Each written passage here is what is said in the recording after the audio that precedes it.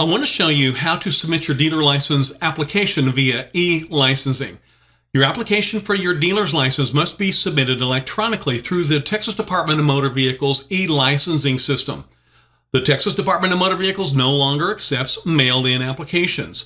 The online submission must be completed correctly and in full. The application must be signed by the business owner or an authorized representative.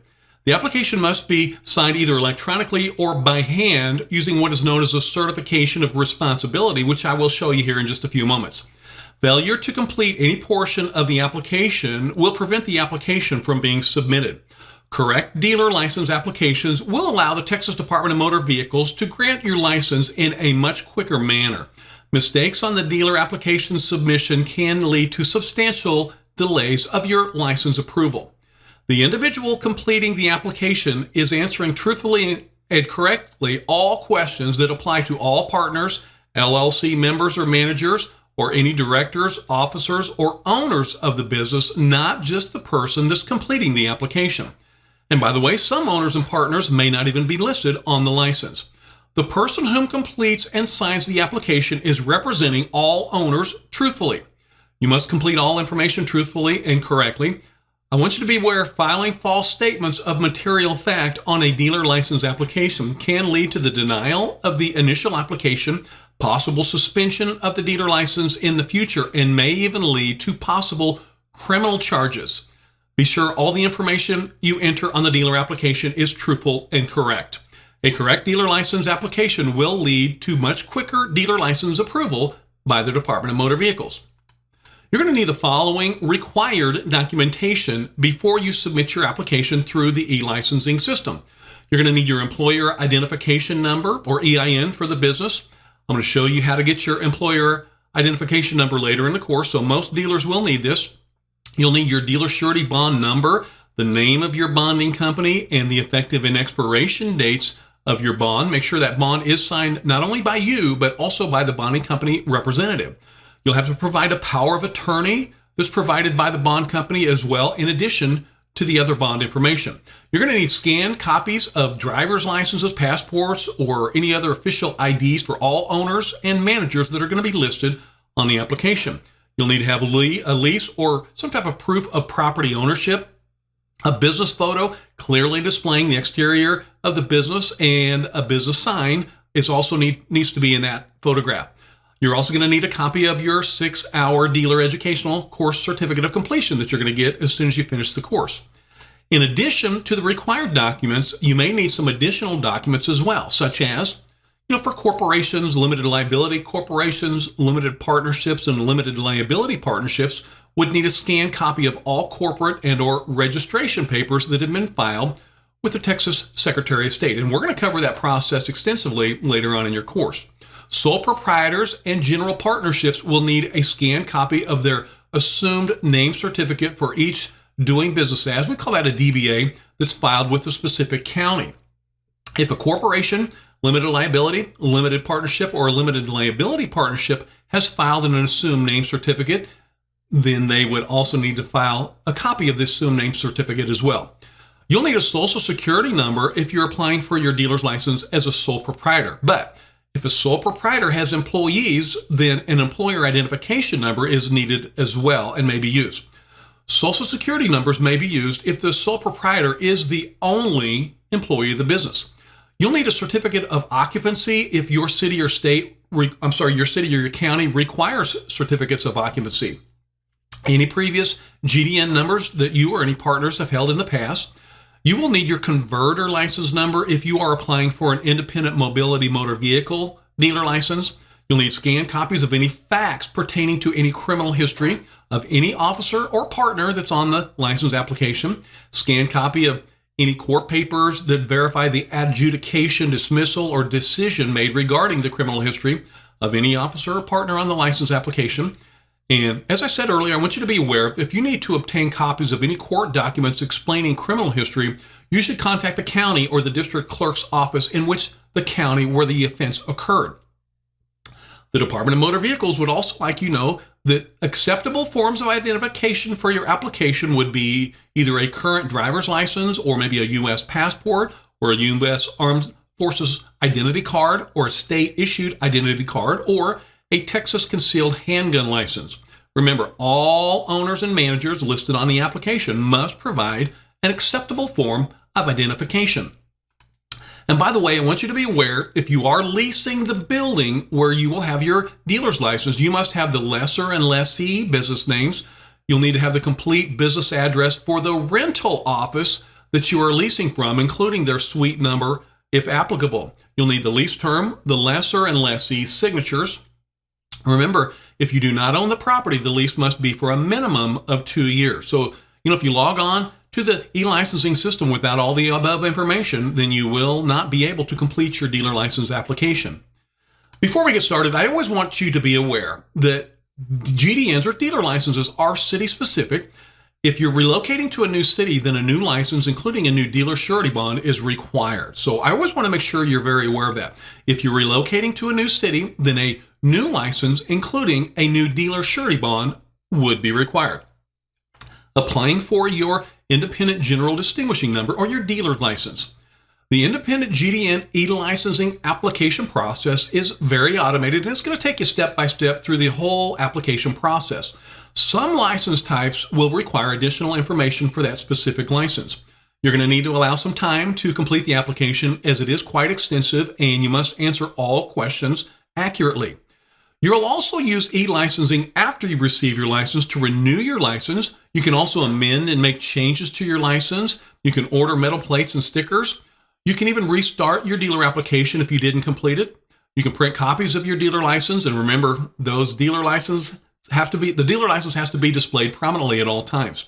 You can review enforcement cases involving your dealership. You can close a license. You can change general information, such as contact information.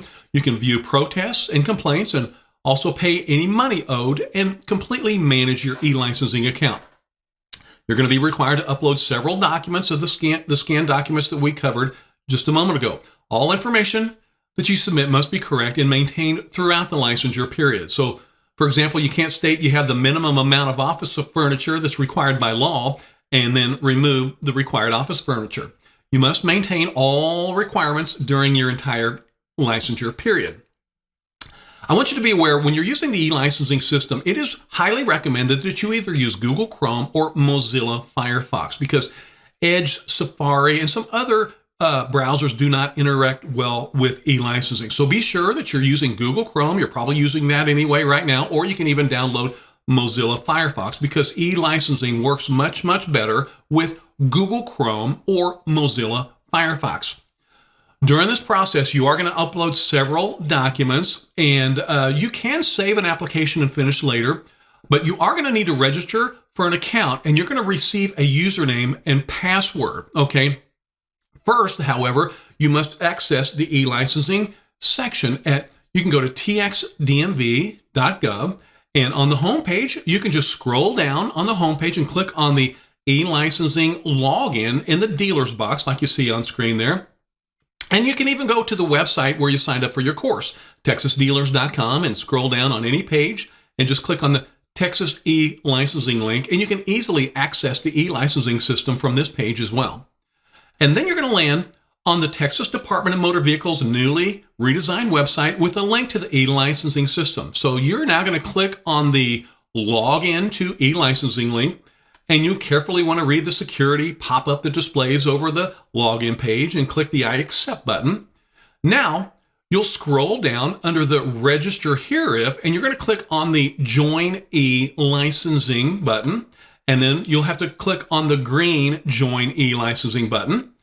Now here, you're going to enter your contact information and business information, and I want you to be aware that the business name for a sole proprietor would be your legal first and last name. So if you're a sole proprietor and your name's Sally Doe, then that will be the name that you enter here. It's not the DBA, and this is a common mistake. So if you're a sole proprietor, you'll enter your first and last name. And now your account has been created, and you are going to receive some emails. So you're actually going to receive 3 emails from the Department of Motor Vehicles. One email will contain your assigned username. One email contains your password, and then a third email has a login link. So check your email, then click on the login link right here. And then you're going to need to just use that username and password. And now you have landed on your account page. And I want to spend some time going over these different sections on your account page. First, as you can see at the top left, you can view any applications you have saved by clicking on the My Applications section. You can apply for a license, which we're going to do here in just a moment. You can also renew your license when it's time to renew, and you can amend your license in case you need to notify the Department of Motor Vehicles of any changes, such as maybe you're amending your license from a wholesale dealer to a retail dealer or something like that. Remember, you would have to meet all requirements for the new license type that you may be obtaining. You can also order dealer metal plates and stickers. You can view all your license plates and stickers. You can view any type of pending cases involving your dealership. You can click on dealer replacement to replace a license, and you can also close out your license. If for some reason you would like to close your business, you would need to close your license. You can change general license information. You can view protests and complaints. You can make a payment to the state if you owe any money, and you can manage your account. Say, for example, maybe you want to add users. So you are going to apply for a new license. And so you'll just go to the very top left there and click on Apply for New License. Next, you're going to see all the types of licenses that we discussed earlier in the course. And in just a moment, you will click on the Independent GDN license link. But you can also apply for a salvage license. Remember, with a GDN license, you can now operate as a salvage dealer as long as it's at the same location and you've gotten that sales tax ID and your National Motor Vehicle Title Information System number as well. You can apply for a lesser license when leasing vehicles, franchise license when selling brand new vehicles, a lease facilitator license when acting as that intermediary between the customer and the business that's leasing the vehicle, a distributor license, in-transit license, converter license, or a manufacturer license. So I want to show you how to apply for your independent GDN license. So you'll click on the independent GDN license box. Then you're going to select the organization that you registered in. I want to bring your attention to the very top of this screen, and you can view what part of the application process you are at any time. See, you're starting with your account, and then you're going to go through several steps before you're able to actually pay for the dealer's license. So you'll always know what part of the application process you're at. So you're going to click the green Save and Next button. And I want to explain some information on this page where you see application contact, license contact, and e-tag contact. Okay, it's very important that you're aware of this. Application contact. This information is used by the Department of Motor Vehicles licensing specialist to review and resolve any issues with your initial dealer license application. The license contact. This information is used to contact the license holder once the license is approved. And then e-tag. The person listed here will be the account administrator for the separate e-tag system to issue temporary plates and buyers to customers. And I'll show you that system here in just a little bit. So you want to enter all that information correctly, and then you're going to click the Save and Next button. And now you're going to select your application reason. And I'm assuming most of you that are taking this course are going to be selecting that you are applying for a new license. However, you may be amending a license in the future. You can see your amendment choices here, such as maybe you're relocating your dealership or changing a business entity. You definitely need to let the Department of Motor Vehicles know if you ever change your business entity, or maybe your previous license was not renewed. But like I said, this first time that you're applying, you'll probably be selecting Apply for New License from the drop-down box. So you're going to click Save and Next button to continue. And on the next screen, you're going to see GDN types. Okay, for this training scenario, I'm going to check the motor vehicle box at the top. As you can see, if you scroll down, you can also apply for other types of dealer licenses. So for this scenario, we'll check the motor vehicle box, and then we're going to click the Save and Next button to continue. I do want to take just a moment and explain some ownership entities, okay? So a sole proprietor is one individual, and no other individuals may be listed as the business owner. If the business is a general partnership, then the ownership information for each partner must be listed. And for business types that file with the Texas Secretary of State, all owners and operating members must be listed, and the information must match the information that is on file with the Texas Secretary of State's office. On this screen, you're going to enter your contact information, your phone number and email, by the way, and your physical address of the dealership that must be entered as well. Now you're going to need to click on the validate address button to validate your address. So your business address, if it cannot be validated, then you can submit an address verification letter from your post office or a 911 address verification letter from your local city or your county. If for some reason your address cannot be validated, then those forms would be acceptable if the business address cannot be verified. On the next screen, you're going to be asked if you want to order dealer plates. Okay, so for this training scenario, I'm going to select that you want 2 motor vehicle plates. If you were a motorcycle dealer, then you would order motorcycle plates instead of the full-size motor vehicle plates. Now, you're going to enter ownership information, and I want to spend a little time on this screen because it can be a little confusing. If the dealership you're opening is owned by an individual or individuals, you'll list the person or persons who own the business in the individual business section. The business ownership information only needs to be entered if one or more businesses own the dealership. So let's just say, for example, Business A and Business B are the owners of the dealership rather than individuals, then you would complete that information. If you do complete the business information, then the management information will also drop down as well. But for this training scenario, I'm going to complete this as an individual owner. So this would apply to you if you are the owner of the business, or perhaps you and another person or individual own the business. So let's do this training scenario, assuming that you are an individual that owns the dealership that you are opening. And if you have multiple partners, be sure the ownership percentage equals 100%. Okay, so you would just add your owners there. And then you're going to scroll down and answer these very, very important questions. And remember, you must answer all questions truthfully. The first question wants to know if any person has been convicted of a felony or a misdemeanor. The next question wants to know if any person has received an adjudication for a felony or misdemeanor in any state, out-of-state, or federal jurisdiction. And the final question asks if the person has ever been court-martialed. And if you answer yes to any of these questions, you will need to submit additional paperwork involving those cases. And remember, as we stated earlier, those documents can normally be found at the county or the district clerk's office in the county where that offense occurred. Next, you will be asked several more questions. So you want to make sure that you answer all these questions correctly, as I stated before. And, depending on the answer that you make to that question, you may see additional questions or instructions that drop down. Remember, questions apply to all partners, LLC members or managers, or any directors, officers, or owners of the business, not just the person that's completing the application. First, you'll be asked if you're a military service member or a veteran. The Department of Motor Vehicles will waive application fees for most members of the military, so do please keep that in mind.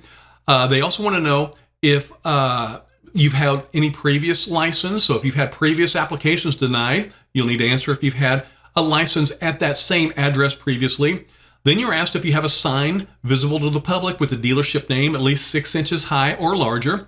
And as a reminder, wholesale dealers have to have a permanent sign on the front of the business as well with 6-inch signs. However, if their landlord does not allow large signs, then a 2-inch letter sign near the entrance of the office would be allowed, only for wholesalers though. Do you have your business hours posted, and do those hours meet the Texas Department of Motor Vehicle requirements? Do you own or lease the property and agree to submit documentation to prove?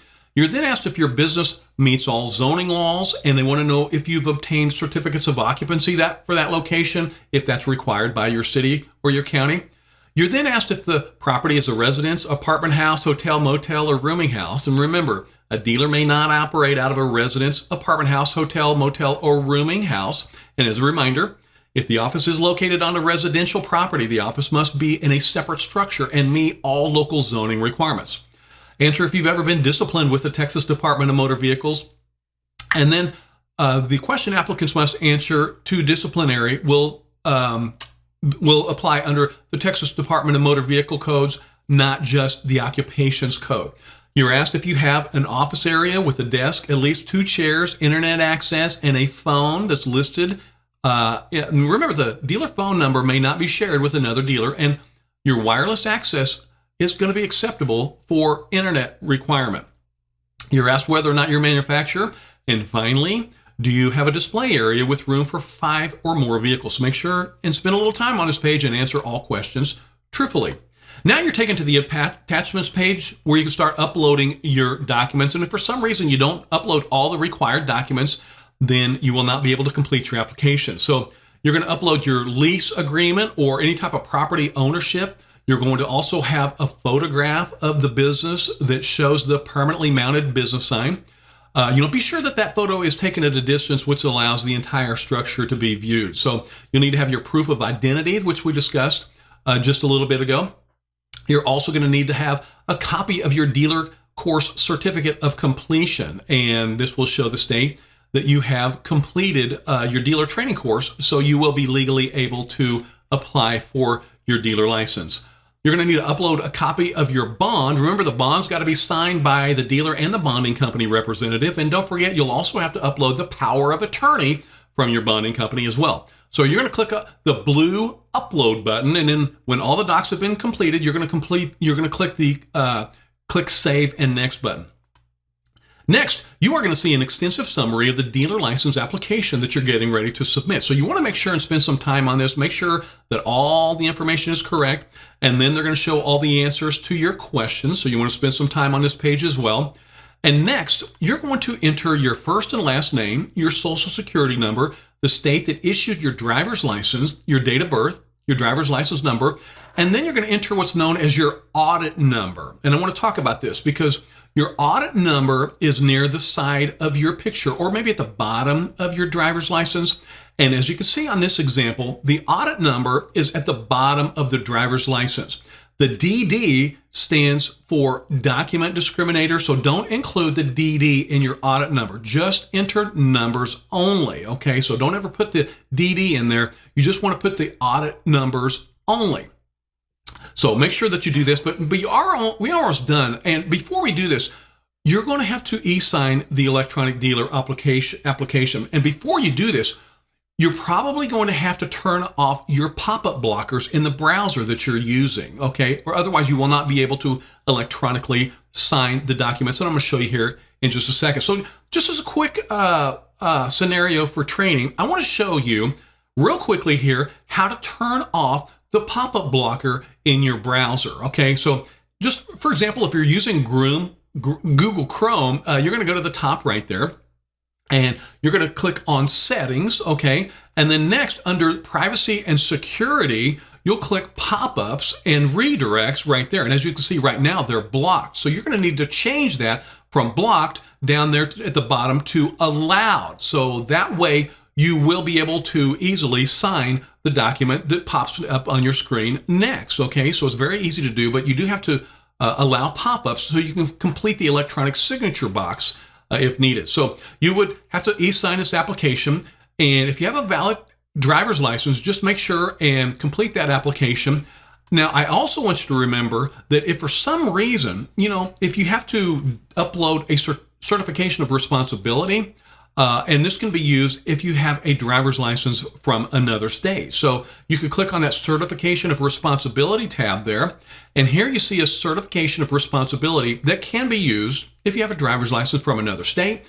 So you can just print this form, sign it, and then easily upload it right back into the e-licensing system. So don't forget to always click that blue upload button after you've selected your certification of responsibility to upload. You're then going to be directed to the state's secure payment portal, and it's going to allow you to pay your dealer license fees and metal plates if applicable.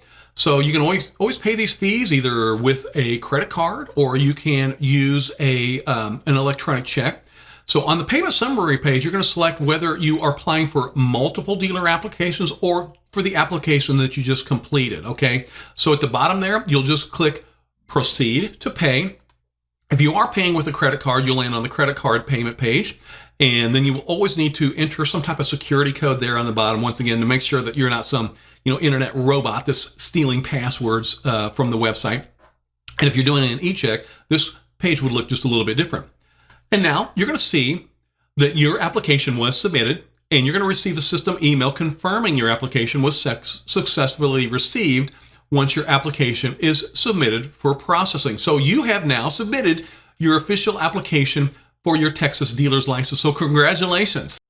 After you have submitted your dealer license application, I want to show you how to check your dealer license application status. If you have submitted your dealer license application and you would like to find out your application status, you can just click on any page of the TxDealers.com website. Just scroll down to the bottom of any page of the website and click on the Check Application Status link, and then you will be taken to the Department of Motor Vehicles License Application Status page, and you can just enter the application number that you received when you applied for your license at eLICENSING. I want you to be aware the full 9-digit application number, including any leading zeros, must be entered for a result to be viewed. You can then click on the green Submit button to review your dealer license application status. Now you're going to learn the status of your dealer license application, and I want to go over these status categories so you will know what status your license application currently is in. Once an application is submitted, there are a variety of internal reviews and processes that the application will need to undergo. Assigned. Your application has been assigned to a licensing specialist. A deficiency letter will be sent to you if needed within 1 week. No action is required from you at this time. Deficiency.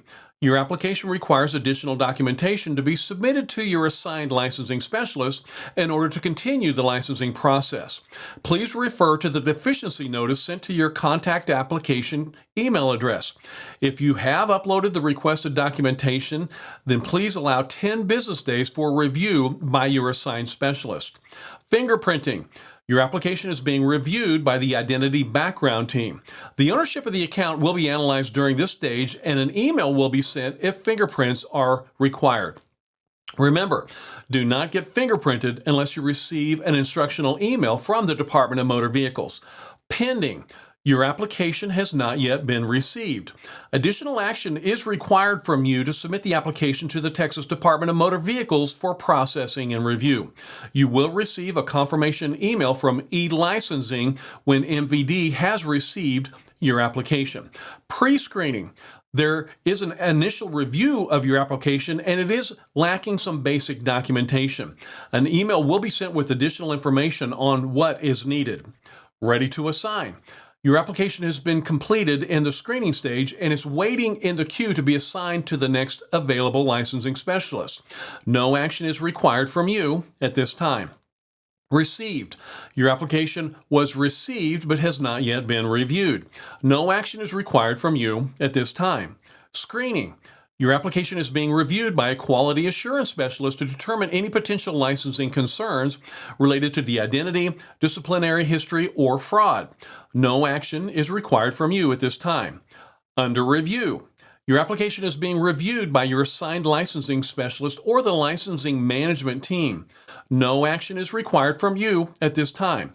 So as you can see, it really is very easy to check your dealer license application status after you have applied for your license to find out what part of the review process your license application currently is in. You know, I always want you to be aware of all the options that you can do in eLICENSING. First of all, you can apply for your initial license. You can also renew your license, amend your license to reflect any changes. You can order replacement plates and stickers. You can view saved applications. You can print your dealer license.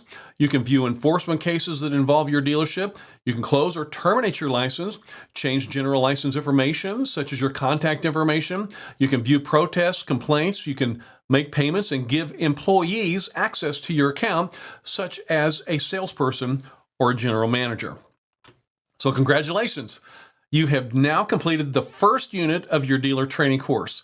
At the end of each unit, we will do a quick review of what we learned in the unit. So in Unit 1, we learned the steps that you must complete in order to apply for your dealer's license.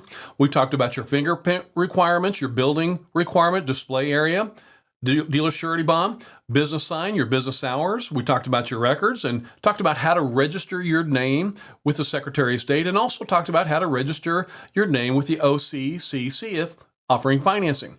We talked about your I-9 employment eligibility form and showed you how to obtain your employer identification number. Talked about your dealer course that you're taking right now. And then we submitted your dealer license application at eLICENSING. I want you to be aware, you can review each unit in this dealer training course simply by visiting TxDealers.com, then scroll down and click on the Texas Dealer Videos link. On the TxDealers.com website, you can easily view all the training videos that are included in your course, at which time you can fast forward to the content that you want to review. Posting the videos on TxDealers.com website makes it very, very easy for you to review the training at any time after you have completed your dealer training course.